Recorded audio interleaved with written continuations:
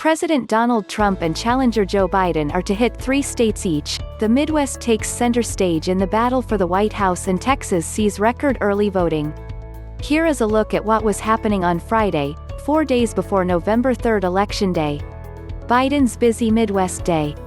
The Democratic candidate, who rarely ventured out of his home base of Wilmington, Delaware, in the early days of the campaign because of the pandemic, was on schedule to visit 3 states Friday, the most he has done in one day so far.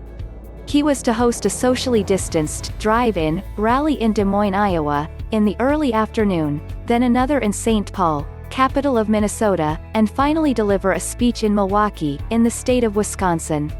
The former vice president is leading in all 3 states, according to a poll by Real Clear Politics.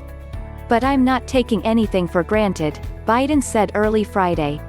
In 2016, Trump narrowly lost to his rival Hillary Clinton in Minnesota, and he won by a thin margin in Wisconsin, 2 states that historically leaned Democrat. Clinton had not even bothered to campaign in Wisconsin, an oversight that prompted much scorn after she lost the election. Trump won comfortably in Iowa, a largely agricultural state with an overwhelmingly white population, but which could swing either way this time round, pollsters have said. Trump also in the Midwest. Donald Trump will also be hitting the Midwest, not Iowa, but he will be steering a course through Michigan, which he won by a whisker in 2016. This year, polls show Biden ahead in this Rust Belt state, which has 16 electoral votes of the 270 needed to win the White House.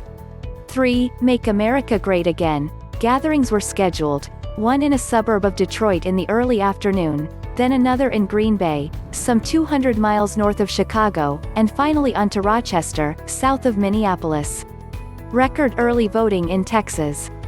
In Texas, the number of voters who have already cast their ballots, either in person or by mail, has already exceeded the total number of votes cast in 2016.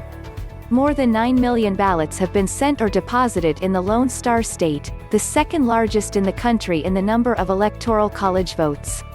Friday was the last day for early voting in the huge traditionally conservative state, which has not backed a Democratic candidate for the White House since 1976.